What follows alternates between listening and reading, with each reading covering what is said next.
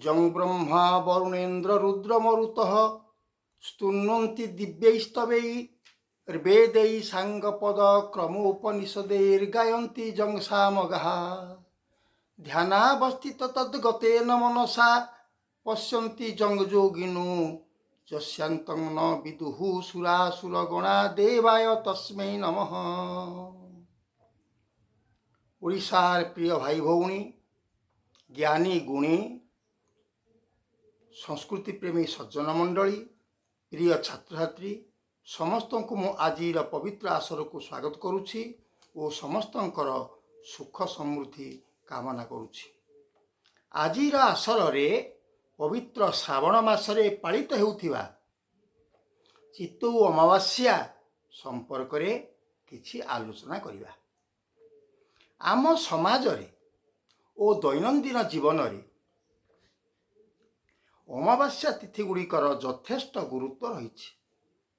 अमावास्या मानक मध्य महालया, सप्तपुरी, दीपावली, बकुल, त्रिवेणी, जागर अमावास्या, सावित्री अमावास्या और चितौ आदि अमावास्या विशेष गुरुत्व बहन करे। जगन्नाथ संस्कृति रे श्रीमंदिर रे मध्य चितालागी अमावास्या पालित होता है। श्रावण मासर अमावास्या दिन महाप्रभु जगन्नाथ, बलभद्र और माँ सुभद्रा श्री कपाल चिता लगी होथिबारु यार नामकरण चितालागी अमावास्या बोली रखा जाइछि। महाप्रभु स्नान, अणसर, नवजौवन दर्शन, रथयात्रा, शयनयात्रा आदि समापन परे दीर्घ 1.5 मास पर श्रावण अमावास्या उपस्थित हुए। विश्वावसु कुलर सेवक माने सुवर्ण और रत्न खचित चिता मान प्रभु कपाल लगाई पंचामृत महास्नान कराई मध्याह्नकालीन वंदापना करती।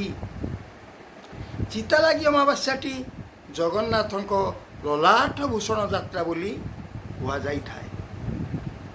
श्रावण अमावास्या जीव माने चिता लगी हबार कारण ये देवासुरंकर समुद्र मंथनरू नाना प्रकार रत्न, उच्चैश्रवा अश्व, ऐरावत हस्ती, पारियात पुष्प आदि अनेक पदार्थ बाहरी थिला।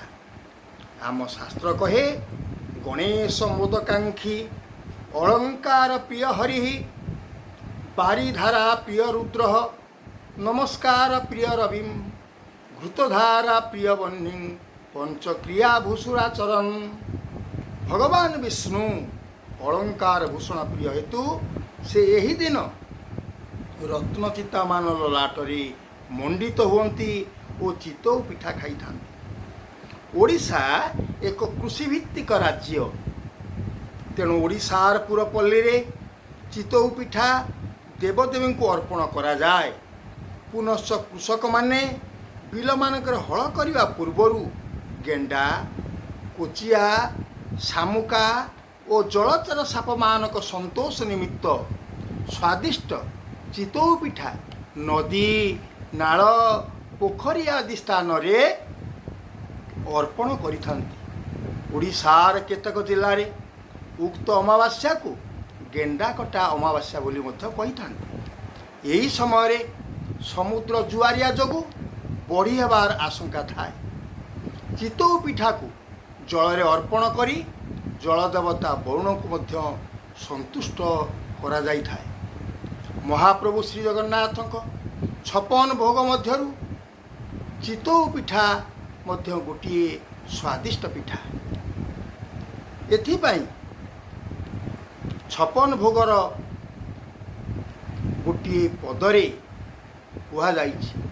पुरी खीरी झिल्ली चकुली चितौ से खीरिसा, चकटा खुरुमा खईर चूल कांति आरिसा।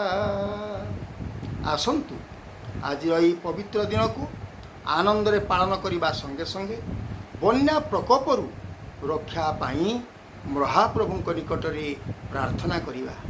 संक्षेप ଏ ହେଲା ଚିତଉ ଅମାବାସ୍ୟା ସମ୍ପର୍କରେ କେଇ ପଦ କଥା। ଆଜି ଏତିକି।